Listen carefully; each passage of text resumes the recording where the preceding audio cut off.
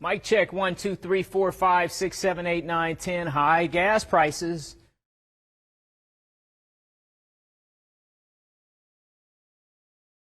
Thank you.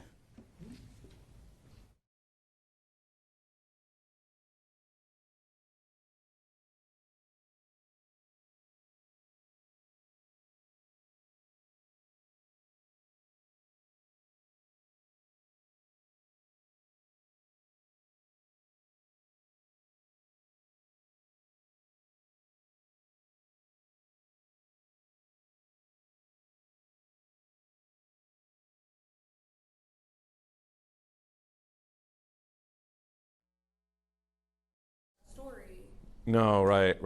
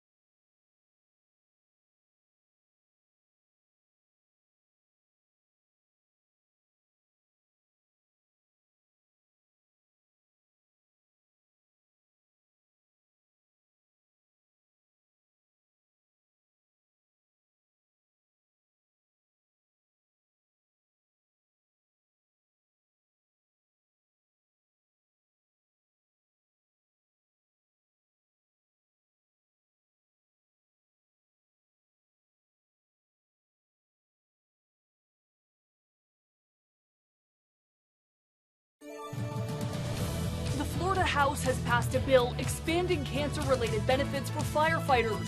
Spend a third of our lives at the fire department, so if something like cancer was to kind of strike our lives, it really it gives us comfort to know that we're covered, our families are covered.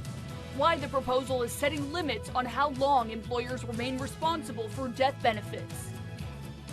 A once beloved elementary school has slowly turned into an eyesore in the community. The reasons behind the call to action and what residents say they want done. And more growth could be coming to downtown Tallahassee. We need new infrastructure, we need new buildings, hotels, housing, all those sorts of things. The question just remains, how do we want to develop them? What do we want to grow into? The 5 acres of land and the price tag that came with it. This is your Fox 49 News at 10.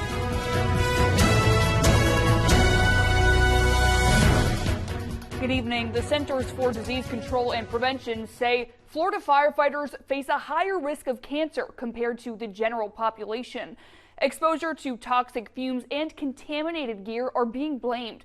Well, tonight, one local firefighter who is battling stage 4 cancer is fighting for better death benefits, and state lawmakers are listening. We begin tonight with Fox 49's Nick Carmia. The House has unanimously passed a rewritten version of a firefighter cancer bill, now focused specifically on clarifying death benefits. Joseph Davis has spent more than 20 years as a firefighter. Being a firefighter is it's a calling, it's a service, it's who we are. In 2023, he was diagnosed with colon cancer. It later spread to his liver, but he remains on the job. Firefighters face repeated exposure to smoke, chemicals, and other carcinogens. That's why lawmakers in the Florida Senate drafted this bill, which included broad expansions to benefits. But the House had different ideas, narrowing the focus on line-of-duty death benefits, including how long a former employer remains responsible. Union leaders say the bill clarifies that firefighters who die from job-related cancer would be treated as line-of-duty deaths and defines how those benefits apply after retirement, calling it peace of mind for families. Spend a third of our lives at the fire departments, so if something like cancer was to kind of strike our lives, it really it gives us comfort to know that we're covered, our families are covered. Davis calls the issue deeply personal. Trying to do a job that we still love, while at the same time making sure that should we have to leave our family behind, that they're taken care of. Now, because the House amended the bill and now heads back to the Senate, where lawmakers must decide whether they should accept the narrow version or negotiate further until session ends this week. In Tallahassee, Nick Carmia, your Fox 49 News. Now, if both chambers agree on the same language, the bill would then go to the governor for his signature. Tonight, still no cause on a fire that gutted a Tallahassee gas station. The Tallahassee Fire Department says firefighters were called to the fire on West Orange Avenue just after 3 in the morning on Sunday. The building, a Marathon gas station, was closed at the time. Nobody was there and there were no injuries. Firefighters managed to get the fire under control within an hour. The former Havana Elementary School property is in bad shape. Windows are broken, weeds have taken over, and the fence is not keeping anyone away. At one time, it was a thriving school, but now it's an eyesore. Fox 49's Courtney Dualaby tells us the town wants it cleaned up. People in Havana say the old elementary school has sat vacant for years, with little word on what will happen to the property. The former Havana Elementary School sits along a main road into town. And for many residents, it's not the first impression they want visitors to see. Nothing's really being done. It's an out-of-town person that owns this building. And, I think it was owned by a few people, and then they had a falling out, and it's kind of just been left to, just fall apart. And, there's not one intact window in there. There's not one piece of copper in there. One longtime resident told Fox 49 he's heard different things over the years about what the site might become, but has seen very little activity at the site. He says while many of the shops and restaurants in Havana's downtown district are thriving, the area around the school has struggled, and he believes the condition of the building may be the reason. Records show the building is owned by Ice Basket Properties, LLC, based in the Orlando suburbs. But it doesn't seem like the company has done much with the property. We tried to reach Ice Basket Properties, but we didn't hear anything back. According to the city, the fines against the owner began in 2022 at $100 a day for code violations, increasing to $500 a day in 2023. That brings the total so far to over $580,000. During its February 24th meeting, town council members approved a resolution directing those fines to continue. But at this point, it seems there are no active plans in place for the property. It's a great spot to raise a family, and I think something happening, whether that be for some sort of youth center or just at the very least, someone coming in and buying it and, tearing it down. Just having an empty field would be a level up. For now, city leaders say the fines will continue as they work to determine what the future holds for the property. I'm Courtney Dualaby, your Fox 49 News. Council members say local buyers have expressed interest in the property if it were to go up for auction. The future of a prime piece of downtown Tallahassee real estate could soon change. City leaders will consider an $11 million sale of 5 acres of city-owned land. That's a deal that could bring new housing, a hotel, and other developments to the capital city. Fox 49's Jayla Howard takes a look at what's being proposed and what that could mean for the community. These parcels represent one of the largest undeveloped spaces in the city's urban core, and city leaders say what happens here could shape the future of downtown Tallahassee for years to come. Key Green often walks by this vacant lot in downtown Tallahassee, wondering what might become of it. Now city leaders will consider selling this land for a new residential and hotel development. So anything that's here that can help the community and benefit the community, I'm all for it. So don't matter what it is, housing, restaurant, park, anything of that nature. Right now, the 5 downtown parcels are mostly open space, home to a sand volleyball court just steps away from Cascade Park. Experts expect Tallahassee to have a substantial amount of growth in the next 10 to 20 years, and city leaders say that land could become one of Tallahassee's biggest redevelopment opportunities. So anytime that there's focused on particularly housing downtown, I think it's a net positive for our community and our long-term sustainability. The proposed buyer is the 908 Group, a developer that previously worked on student housing projects in Tallahassee. The city has owned the land for more than a decade, at one point considering it for a performing arts center, but those plans never moved forward. Now Matlow says this new proposal could bring a much larger investment to downtown. I think what's being proposed here is a $170 million investment, which is great for Tallahassee. You know, we need new infrastructure, we need new buildings, you know, hotels, housing, all those sorts of things. The question just remains, how do we want to develop them? What do we want to grow into? What matters most to Green and others is how the development benefits the community. I'm from Tallahassee, so I like seeing Tallahassee evolve. I reached out to the 908 Group for comment on its plans for the site, but I have not heard back. In Tallahassee, Jayla Howard, your Fox 49 News. Tallahassee City Commissioners are expected to vote on Wednesday to determine the possible future of those 5 acres. The search continues tonight for a vehicle the Tallahassee Police Department says is connected to a fatal hit and run. Take a look at these photos on your screen.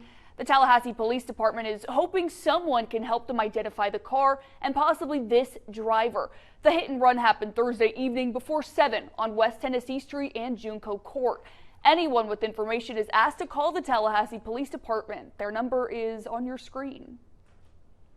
Turning now to international news, I should say, the attacks in Iran, where President Trump is repeating his claim that Iran would have carried out an attack of its own if the U.S. and Israel had not taken military action first against the country.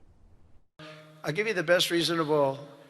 Within a week, they were going to attack us 100%. They were ready. They had all these missiles, far more than anyone thought, and they were going to attack us. But they were going to attack all of the Middle East and Israel. And if they had a nuclear weapon, they would have used it on Israel. Trump made those comments while speaking at the Republican Members' Issues Conference in Miami. The Associated Press reports administration officials told congressional staff in private briefings that U.S. intelligence did not suggest Iran was preparing a preemptive strike against the United States. Democrats have criticized the U.S. military operation against Iran, arguing Trump should have gotten congressional approval beforehand. Republican lawmakers say the president acted within his constitutional authority. Tonight, drivers across the region may be wondering who approved the sharp spike in gas prices since the attacks in the Middle East began. Now, many of us are feeling it at the gas pumps, with prices increasing noticeably since the missiles started falling. Fox 49 News reporter James Hill joining us now from the newsroom with a look at some of the pain of this powerful hit to our wallets. That's right, Melanie. With the military activity in the Middle East, the flow of oil is slower than normal. And here in the capital region, I talked to several people who say their pocketbooks are feeling the effects of higher gas prices. Meanwhile, experts say you could expect an unexpected thing in the future. Matthew Barron drove into Florida from the Midwest. He says he can feel the impact of higher gas prices he blames on the violence in the Mideast. Used to be $300 filled my tank. Today it was $490, so about $190 every time I get fuel. According to Gas Buddy, the national average for a gallon of gasoline is $3.45. That's a 51-cent jump over last week. Gas is up 59 cents per gallon in Matthew Barron's home state, Indiana. Meanwhile, in Florida, the average price of gas is $3.49 per gallon, according to AAA. That's a 60-cent increase. Experts explain the higher prices could prompt more drilling and closer to our shores. The supply will change over time due to the possibility of drilling in the Gulf. Here in North Florida, we worry about that because the tourism industry is very robust and we don't want oil on the beaches like we had with the BP spill in 2010. In Tallahassee, AAA says the average cost for a gallon of gasoline is $3.13. And Tanisha McFarley tells me gas is getting too expensive. Extremely upsetting. I feel like gas is too high, especially with the war going on. It shouldn't be a war in the first place, but I feel as though it's hard for normal class citizens to kind of go to the gas pump, get their gas without having to pay $40 or $50 to get a full tank of gas. For Matthew Barron's, paying more at the pump forces him to dig deeper in his wallet as he grapples with gas prices that seem to go higher every day. I know I got to be a little more frugal because it's coming out of my bottom line. I mean, when it comes out of your bottom line, you get paid the same price. So it just comes off your profit margin.